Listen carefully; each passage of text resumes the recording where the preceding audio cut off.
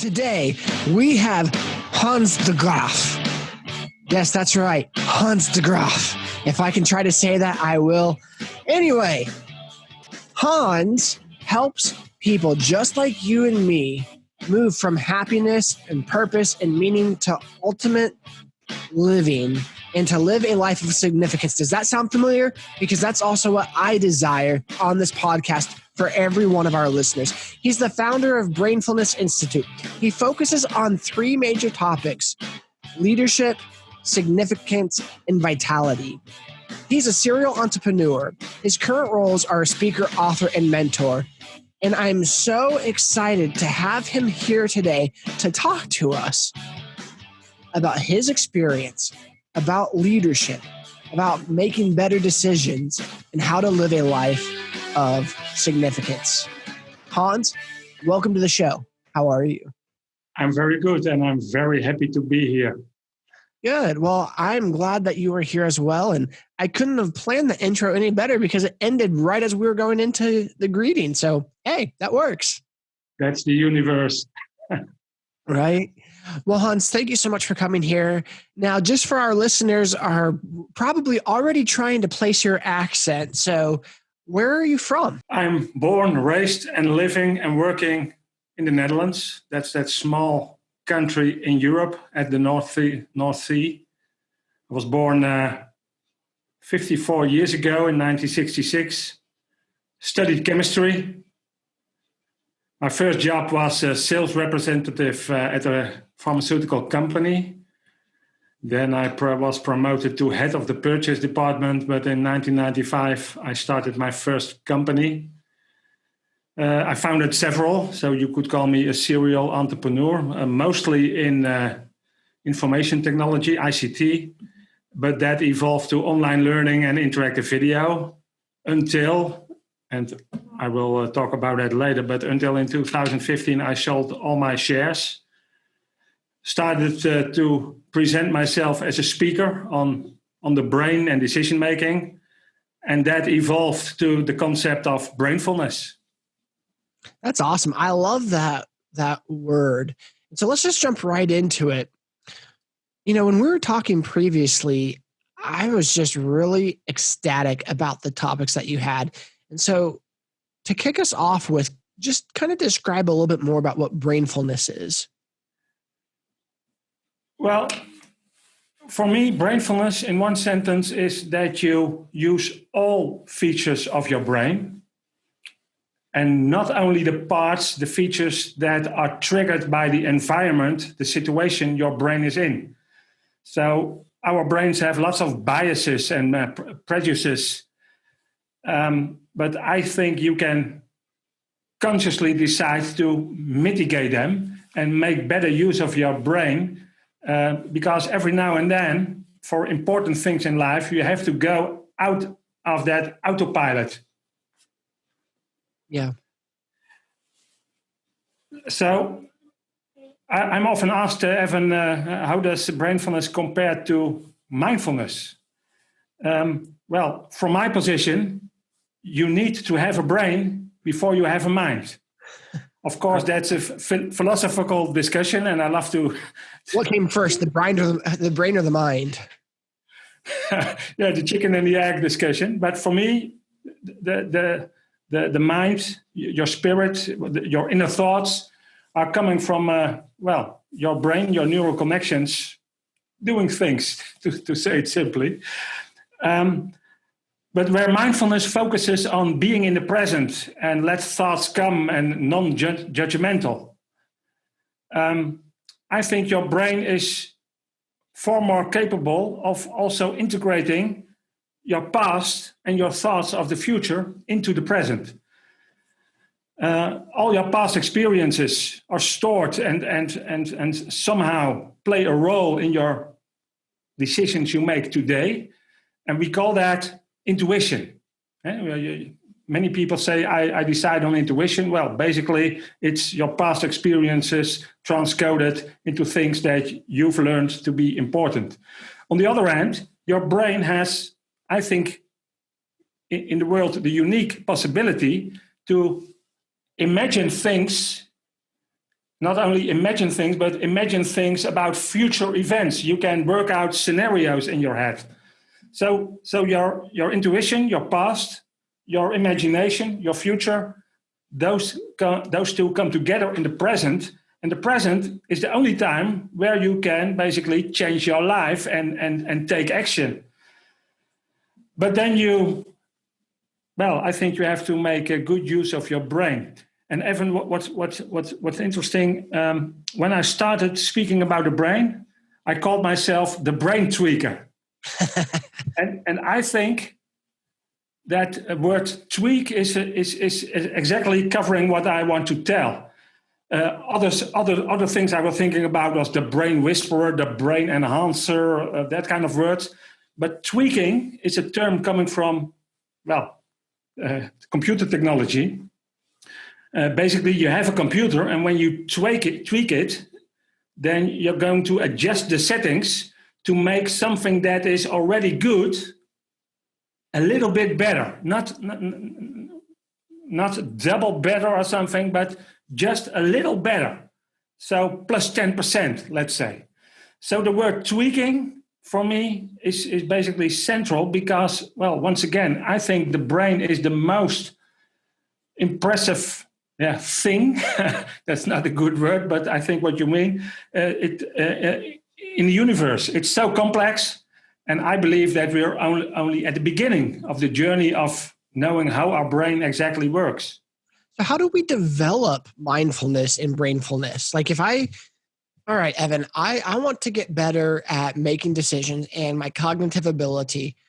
What are some practical things that I could do today that would help me develop that skill? Well, my first reaction would be start reflecting on a daily basis. So in a journal, a diary, or in an online tool or whatever. Because if you want to improve your behavior, because that's what we call the actions that come out of your brain in the end, then you must be aware of your behavior and the consequences of your behavior.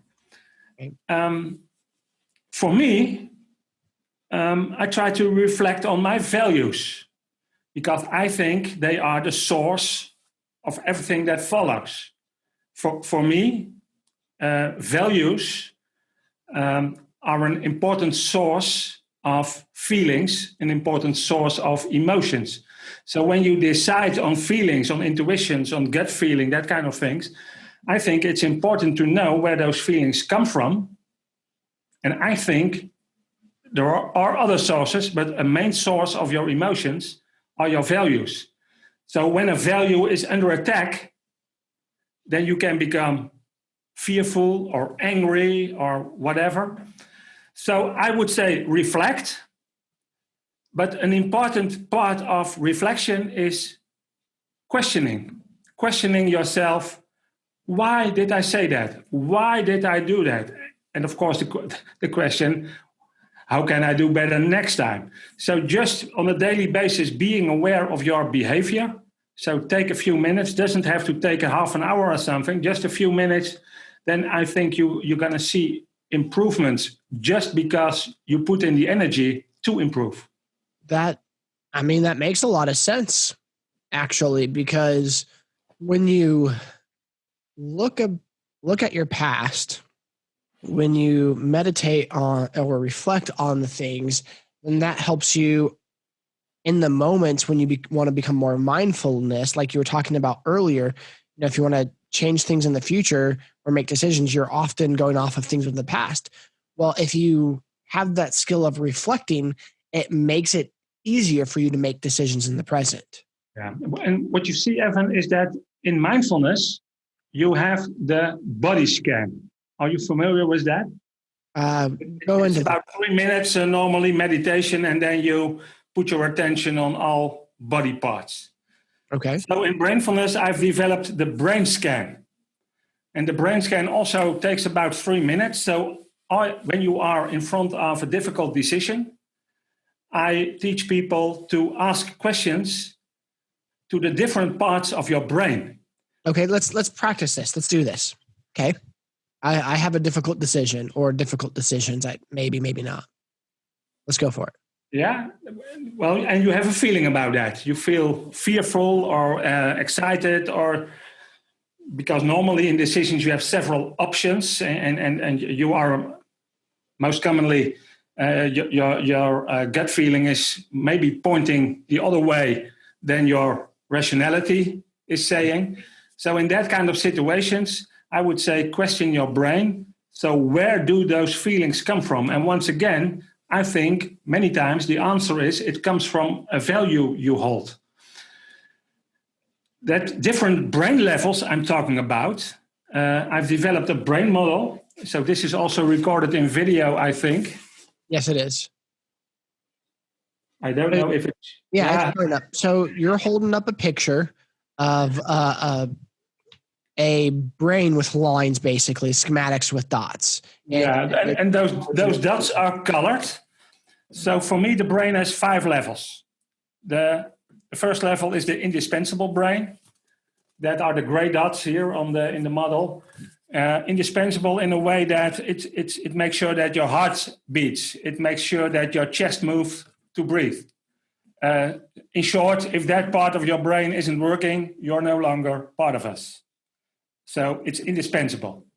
Then on top of that, the green dots in the model is the instinctive brain. It's the basic fight or flight reaction that's in our genes. Everybody becomes scared when a lion crosses the street. It's not something that you have to have learned, but something that's, well, in your human genes. It's in your instinct. On top of that, the pink ones are intuition. So representing everything you've learned and the patterns your brain distilled from all your experiences into patterns of good, not good. Basically, it's very binary. Something is good, a 0 or a 1, so bad or good. Then on the outside, the blue dots is the intelligence. So your planning skills, your communication skills, your mathematics skills. Well, you know what I mean, I think. And what I intentionally did is that the green dots, the instinct and the intuition, have exactly the same number of dots in the brain model as the blue intelligence. Right. Because I think you need both. I remind you of what is brainfulness, using all parts of your brain and not only the one triggered by the environment or the situation your brain is in. And then the last dot, the 5th level, is over here, the one yellow dot, and that is just I, or inner voice. It's what you and I experience as, well, me. And the thing is that CEO or that captain on the ship or the pilot on the plane or whatever you call it, it has the opportunity to command all other parts. And I always compare the brain with a professional kitchen. So in a kitchen, not your kitchen at home, but in a professional kitchen in a restaurant, you have all kinds of departments. One department is for the meat, one is the fish, one is the salad. Well, you get the picture. So all those brain parts have to work together and have a timing that in the end, for the guest waiting in the restaurant, the menu is served in the right amount, in the right time, in the right quality. On top of the kitchen is the chef. And the chef really doesn't take notice on a daily matter of how exactly one of his sous chefs cuts the meat. Because that's an operation. It's also a professional. It's basically on autopilot. But if he wants, suppose a chef, I'm not a chef myself, so maybe I'm talking nonsense right now, but just as an example, suppose a chef cuts the meat from top to bottom, and he does that for 20 years, I believe that the chef in the kitchen can order that department from now on to cut the meat from bottom till top, or from left to right. And I think that is true for every part of those 5 brain levels. So indispensable, there are people that can turn down their heart. Just so I'm understanding, you're saying that we have the ability to reprogram our brain, is what you're saying. I think you can make a conscious decision to change. And what I'm trying to tell you, Evan, is that you can do that on every level. At least humans can do that on every level. For this, what I'm telling, some people can stop their heart beating. I can't do that myself, but basically the chef is saying, stop beating. When it comes to instinct, normally a normal person would never go into a building on fire. But we have firemen that are trained to override their instinctive drive to run away from the fire and go into the building. Right. So these are 2 examples, but you understand the CEO isn't involved on a daily basis on all those brain tasks in that brain kitchen. So how do I get someone? If he wants, he can command. So how do I get someone to change their mind? Yeah, you want someone to reprogram other people's brain. Yeah, I want to reprogram their brain so they do what I want. I think that's very hard. In my experience, and I'm talking about trying people to teach things. So in a learning environment, I was just joking. That was supposed to be a joke. Yeah, okay. But my serious answer would be, it's almost impossible. It doesn't come from the inside. Right. And well, then basically I'm back at the value level again. Well, when you want to change people, talk to them on the emotional level and basically on the values level.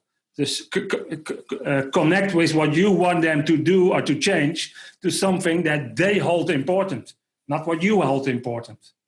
That's smart. That actually makes a lot of sense because, there's several people in my life currently that I want them to make better decisions. And for years I've said, please do these things because it will help the family drastically. And they refuse to do them. And they're very simple, very easy, but they've done things a specific way for so long, and they're in denial of their own situation, and they're in denial that they need help. And to suggest or to try to help is offensive to them. Yeah, what you're basically saying is they have a habit of bad decisions. So we're talking about habits, and once again, first they have to find the motivation to change, and then they have to find the motivation to keep on the change. And I think in both those settings, you have to start at the values level. In Dutch, I've written a book about losing weight and the brain.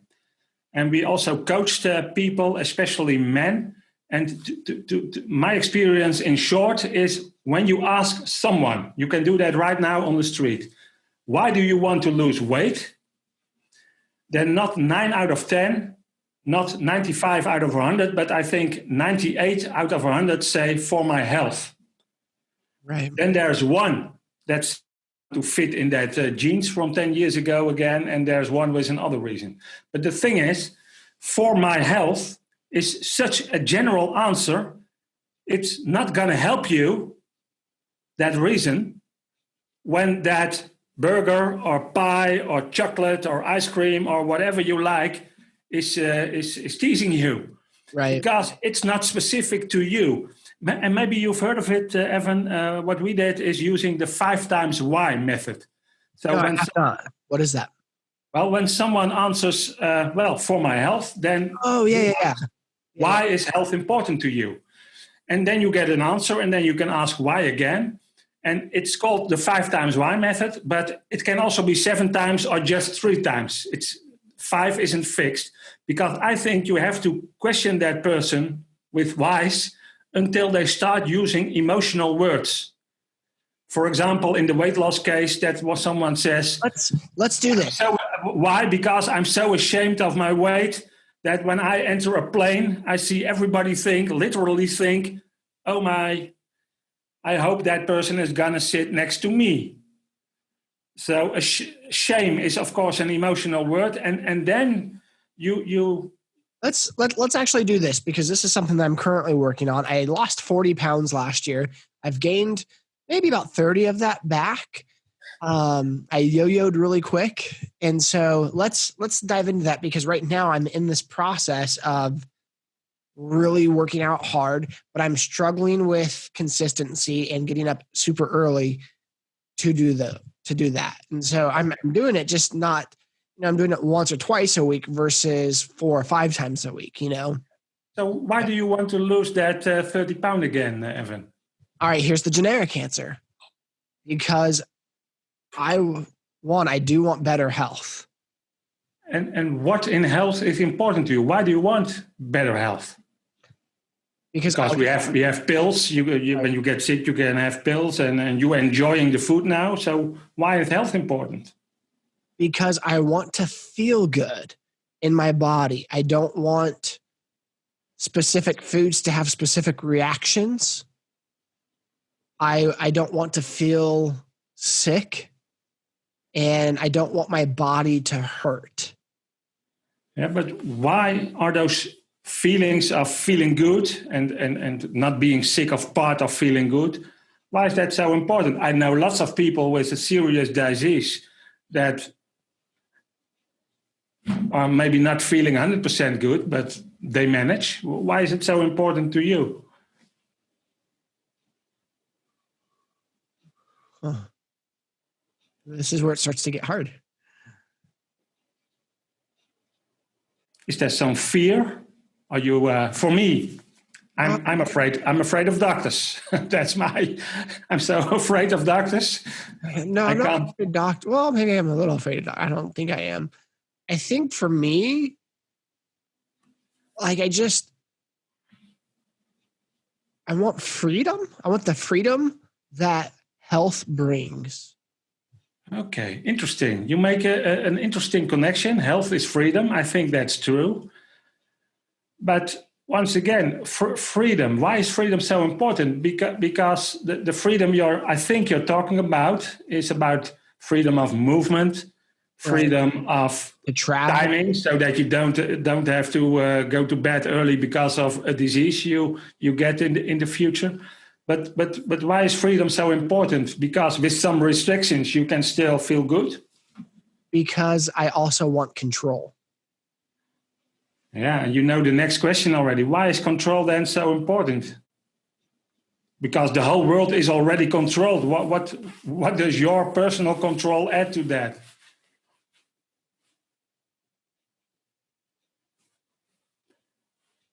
What happens if you don't have control? Everything else goes to crap.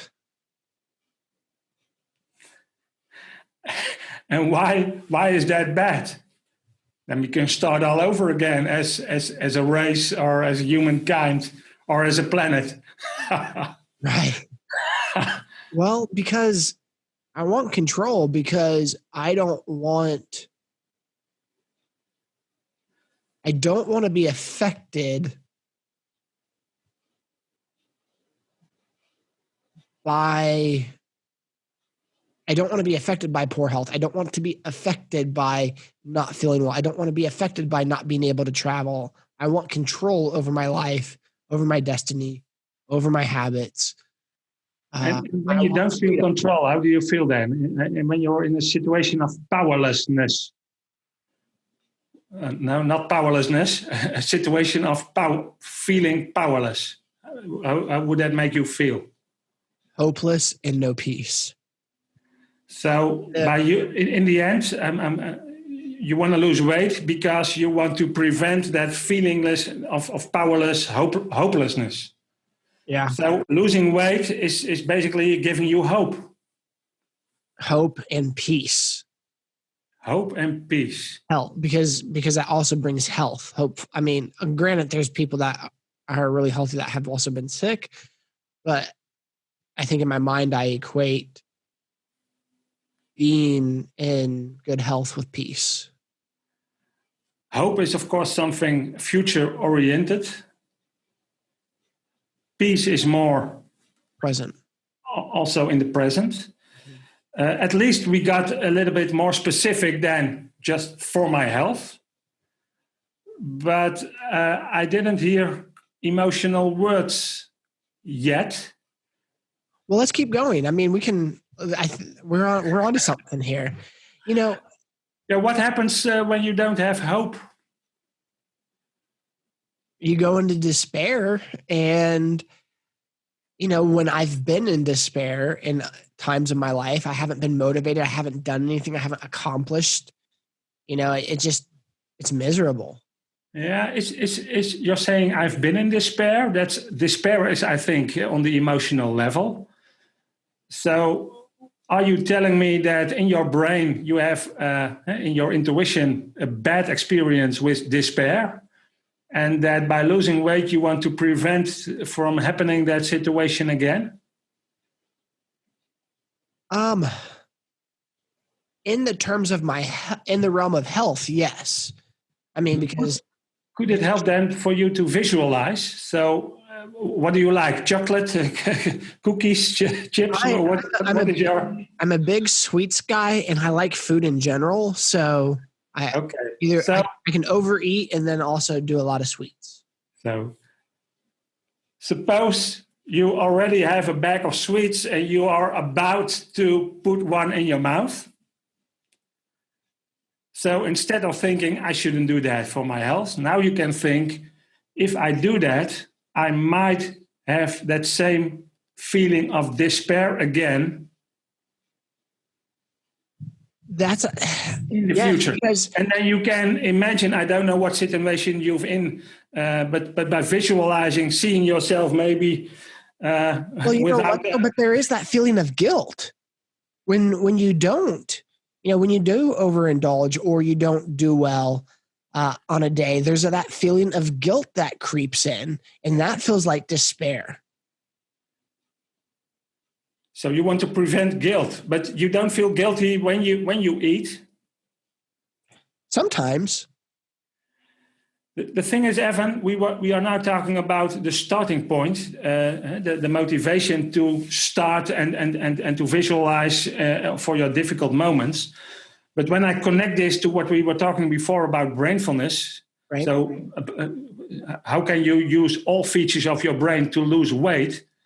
Well, going back to your values, to your emotional level is one thing, but one thing you can also do is to change your environment. And my personal experience is that, for example, for me, I was in a situation then when I sat on the couch, you have a TV in front of you, and that is not complete with a bag of potato chips. That's right. So a kind of holy trinity: TV, couch, potato chips. So you have to basically change a habit. And I must be honest, at first, it's going to make you use willpower. But if you find the motivation to sustain the new habit long enough, and I'm going to want to go in some more detail later on, but if you sustain a new habit new enough, then you finally have evolved a new habit.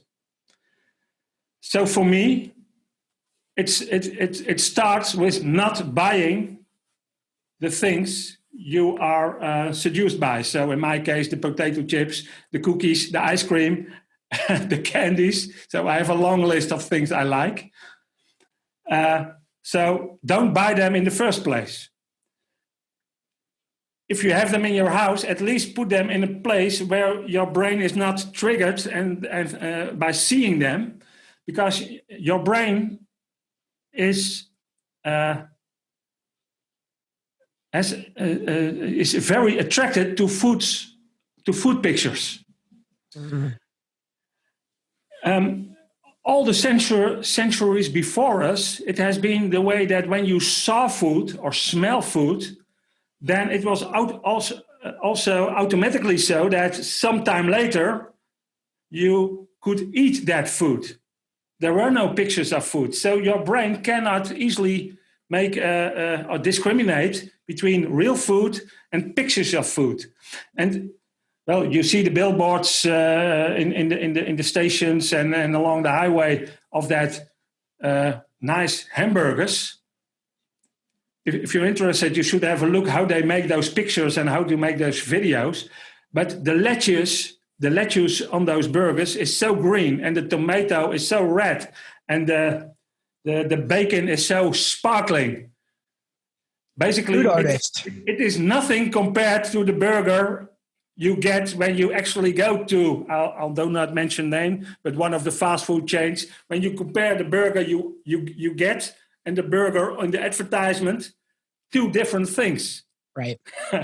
But seeing that burger in a big billboard or on an ad on social media or on an ad in a magazine you're reading in the airplane, for your brain, it's preparing to eat food. I'll give an example you can relate to. When you, a well-known example is when you close your eyes and think of biting in a lemon. Then just imagining biting in a lemon makes most people, I don't know the word, grim. Is that a good word? Yeah, I did. It made my eyebrows go up. So there is no real lemon. So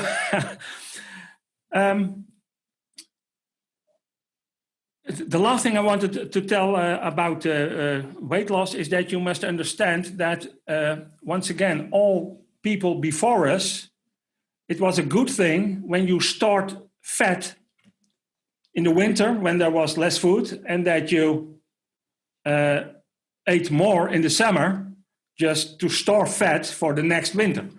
Because those people survived. People who were able to store fat survived. And when you survive, you can make kids. And then, well, finally, Evan and Hans, here we are with the genes of survivors. But those genes, the storing fat in a world of abundance, isn't serving us any longer. So at least, once again, you can change your home environment and work environment. For example, in the Netherlands, it's very common that people take their own bread to work.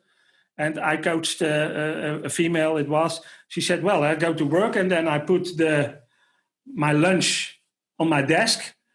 But at 10 o'clock, I already ate it. So at 12 o'clock, I go to the cafeteria and buy some extra. So we just said, well, put your lunch, keep it in the bag that you don't see it. And for her, just this simple behavior change worked so that she could eat her bread that she took from home at lunchtime. And also saving some money, by the way. But bring up cognitive bias. Describe what that is. And just describe what that is. Well, a cognitive bias there are several, first of all, but it's misdirection of your brain. It's your brain taking a shortcut for ease of use, and sometimes that's useful, and other times it's completely worthless or even disastrous. And I think if you know how your brain works, you can mitigate those effects a bit. And I'll give a few examples. Hindsight bias. No, that's not. I'll give this example. When I speak in front of an audience, I ask people, how many yellow cars did you see on your way coming here? And then almost everybody says, well, we don't know. But there were yellow cars. In fact, there are lots of yellow cars. So when you drive back and put your attention, you make a conscious decision that yellow cars are now important, then all of a sudden you see them everywhere. Right. So when you get to biases, just knowing that you have biases isn't enough. You must do more. I don't have it here, but I normally use optical illusions. Maybe you know that you have two arrows, one with the sticks in the inside and the others on the outside. Yep. And then you see one arrow longer than the other, despite that they are both the same size. And the thing is, Evan, even if you know that they have the same size, you can't prevent, even if you have looked at them 1,000 times or 10 years later, doesn't matter, you can't help seeing one longer than the other. So what you must do, if the length of the arrow is important, because many times it isn't important and doesn't matter, but if something is important, you have to put in extra energy. In this case, you could take a ruler and measure, and then you say, hey, they seem that one is longer than the other, but in reality, they have the same size. So you have to put in the extra energy. And what energy do you have to put in? Well, once again, asking questions. By asking questions, you can mitigate biases. And the thing is, if you have a brain, you are biased. So it's maybe some biases you are less vulnerable to than others. And in a way, that's a bias in itself, the overestimation bias, that you think that you have better qualities than you are. So once again, by mitigating, if you want to mitigate biases, you have to know that they exist. You have to accept that you are also biased. I would say you have to strategize how you're going to make decisions, because you know you're biased. So how are you going to take decisions? Because you cannot ask questions on every tiny little decision you make.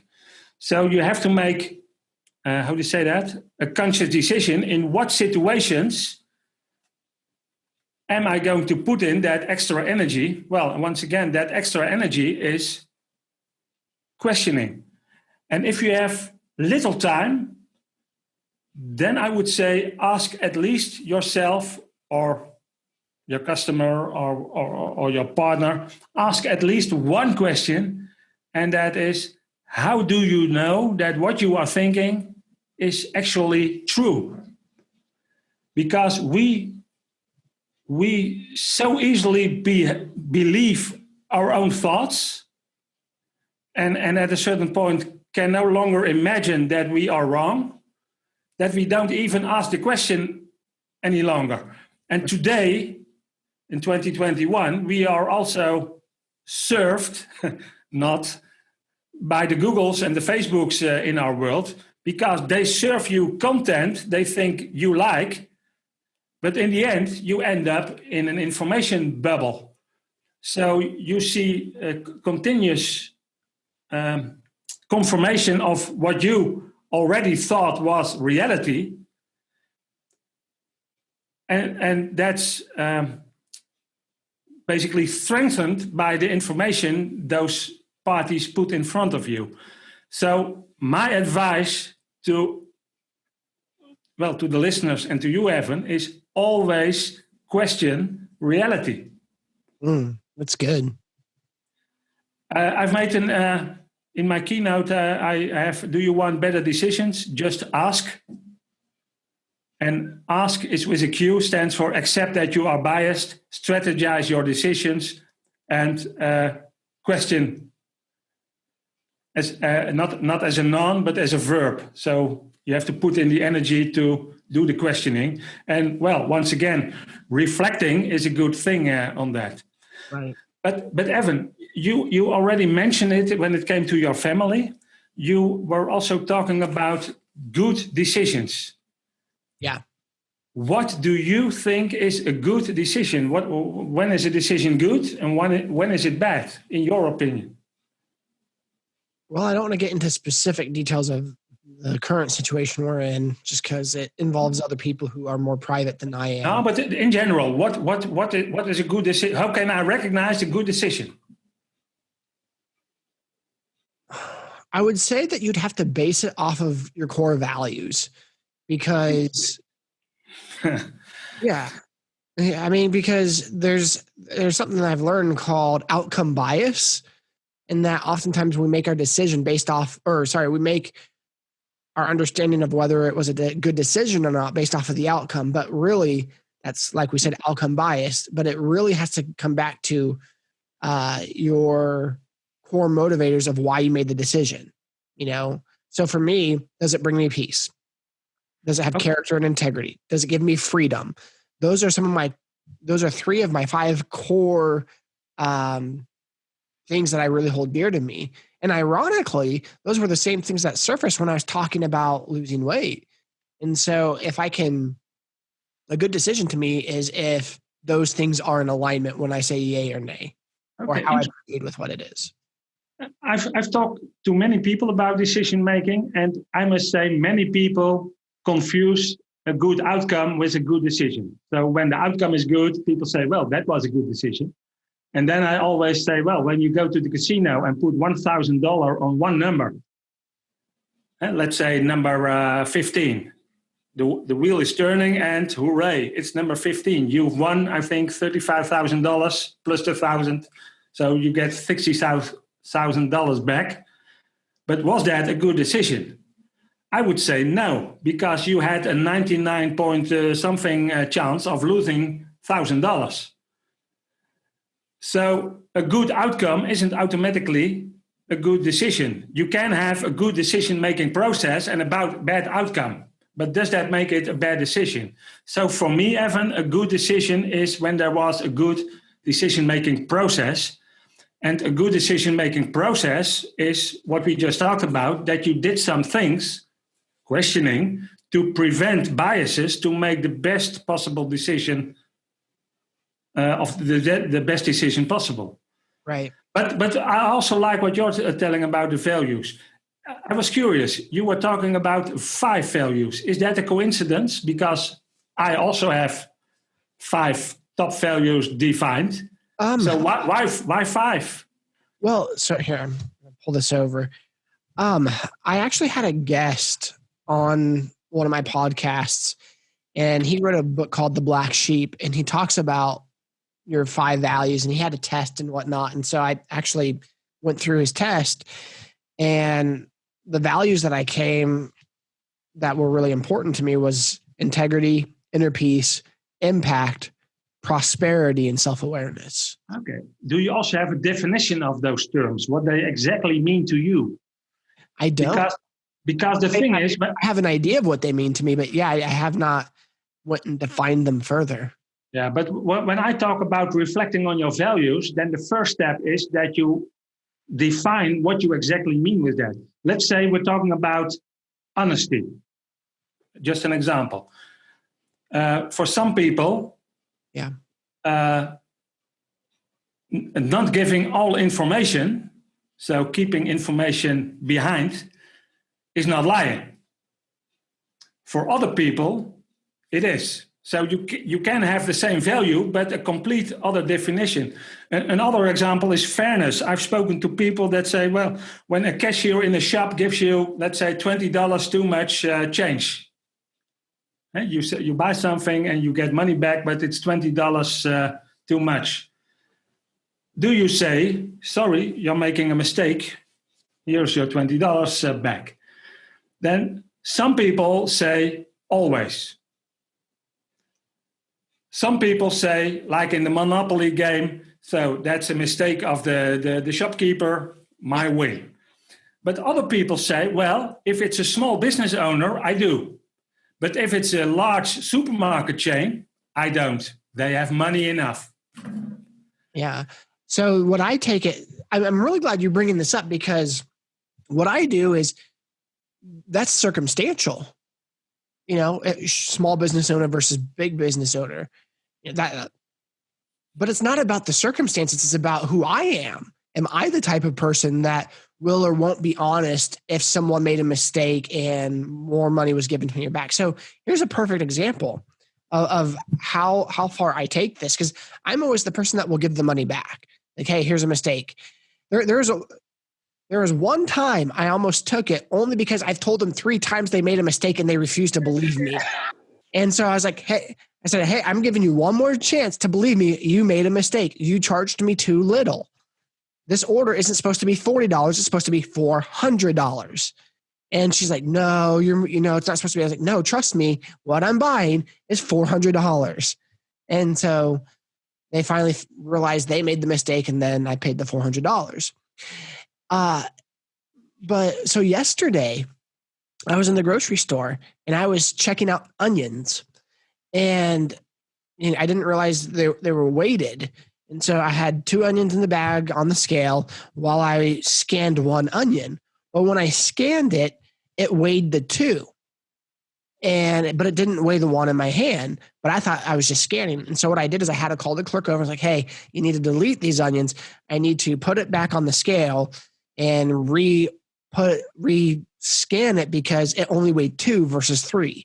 And he looked at me like, dude, you're crazy.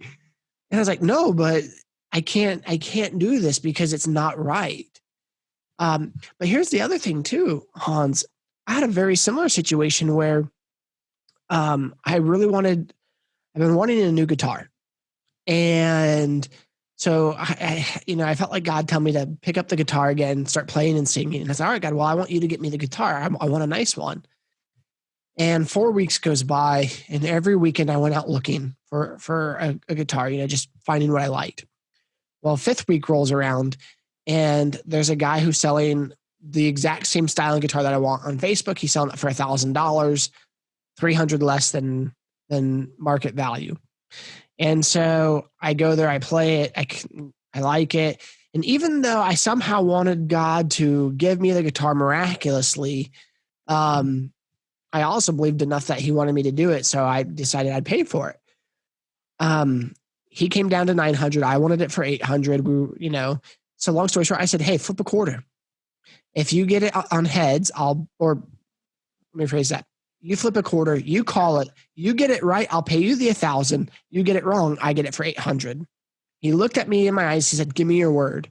I said, okay, I gave you my word. I shook his hand. He flipped it. He got it right. I gave him the money. He counted it. I took the guitar. We went our separate ways. 4 hours later, I'm sitting down, and I noticed there's something in my back pocket. I pull it out, and there's $100 bill in there. And I realized, like, oh no, I only had $1,000 on me. I must have accidentally shorted him. So I called him, and I was like, hey, you counted the money, right? And he said, yeah, I did. And he's like, did you give me too much? And I said, well, just count it real quick. He counted 900. And I said, hey, give me your PayPal or your Cash App. It's a way to exchange money.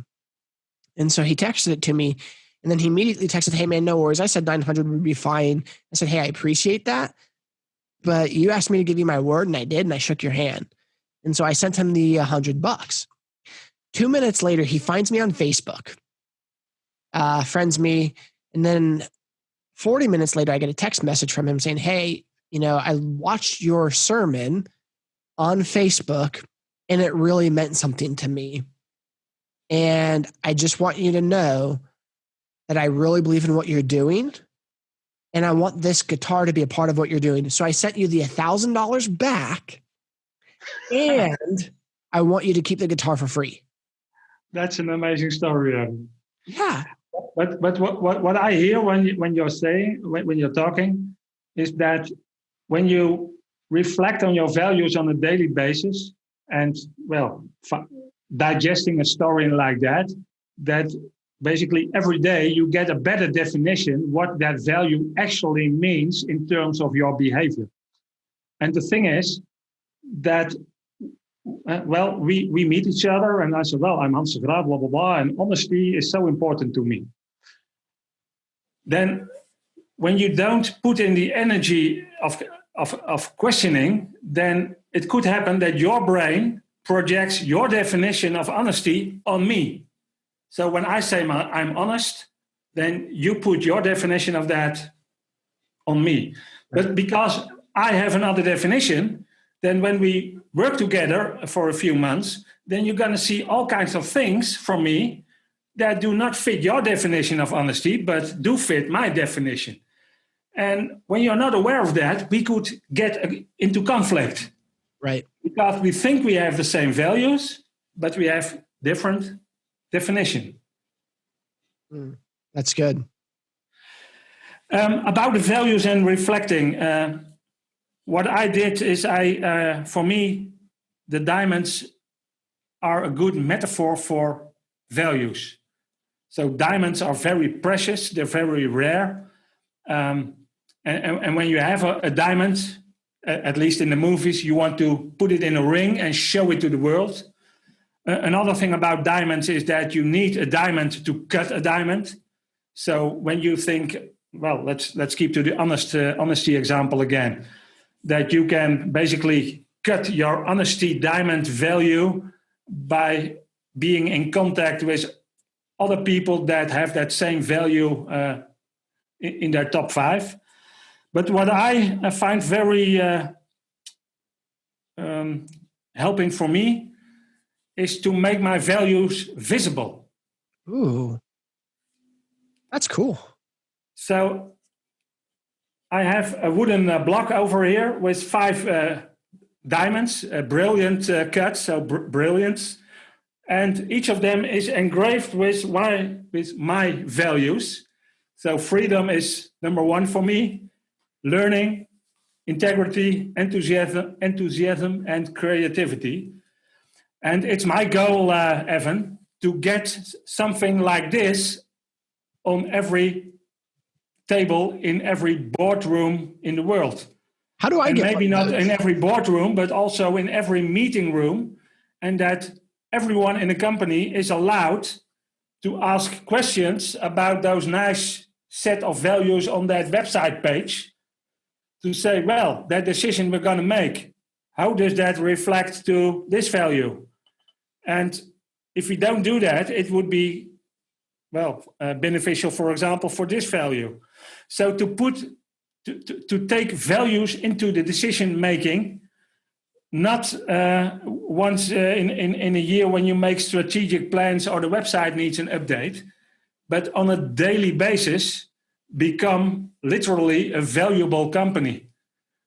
And for me, I would say, if you want to implement values in your company as a small business entrepreneur or a medium-sized business, then I think you should think of hiring for values, so that in your interview, when you interview new hires, that you also ask questions about, basically a values fit. Is there alignment between the values of the company and the values of the person you're about to hire? And as a result of that, I think you should also reward behavior that's in line with the values. There's a saying, and I think that's maybe the source of the economic crisis we had in 2007, 2008, that what you reward, so what you measure and what you reward, that's what you get. Yeah. So if you reward and measure how your employees act according to the values, and you could also integrate if they act according to the purpose of the company, then I think that you are promoting valuable and purposeful behavior. But the same is true for your personal life. So for me, once again, it helps to reflect on values, and it helps for me to make those values in a physical form, in this diamond metaphor, just as a reminder. And now the circle becomes round. I teach you about the importance of visuals of food for your brain preparing to eat. Just because those diamonds are underneath my monitor, I see them all day, I'm constantly reminded of, basically good and wrong. And to be 100% clear, good and wrong about basically my definition on those values. Yeah. That's good. Where can I create one of those for myself? Because that's awesome. I'd really like that. Of course, in the future, I want to sell them. I'm going to give away my secret, but you can buy them and even let them engrave when you buy on AliExpress.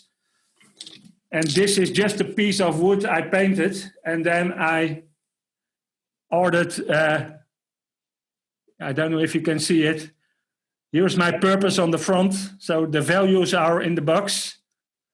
So it's just a piece of wood with 5 holes in it. Yeah. And then glass diamonds on top. And my mission, I don't know if you can read it, empowering brilliant brains to bloom. By doing just a little better, remember? Just tweaking it a little. And so you got the glass engraved, is that correct? Yes. I think you can't see that. In the next version, I want them here on the top, but they engraved here in the side. So where did you say we can get this? Yeah, AliExpress. That's the Chinese, the big Chinese web shop. Okay. When you look for glass diamonds, you can buy them in all sizes. Okay. But if you go to a local craft store, I guess you can find them there too, or they can order them. Okay, cool. Well, Hans, thank you so much for coming on to the show today. Really, really glad that you came on. Where can people find you and follow you at? Well, Brainfulness is findable in the Brainfulness Institute. That's brainfulness.institute. And I made a special gift page for your listeners, Evan. It's 12link, so 12l.ink/whole-person, so the name of your podcast, 12l.ink/whole-person. So when I pronounce it, 12link, whole-person. There people can download a value discovery exercise. They can sign up for a 2-hour online workshop, not a webinar, so a workshop. I'm going to put you to work to take the first steps in uncovering your values, the values of the participants. And I have the opportunity for people to make a 30-minute one-on-one call for kind of a personal values discovery journey. Perfect. So 12link/whole-person, and 12link is 12l.ink. And I suppose you put the URL also in the show notes, Evan. Correct. Well, thank you so much for coming on to the show today. I hope you have a great rest of the day. Thank you. Nice talking to you. You too.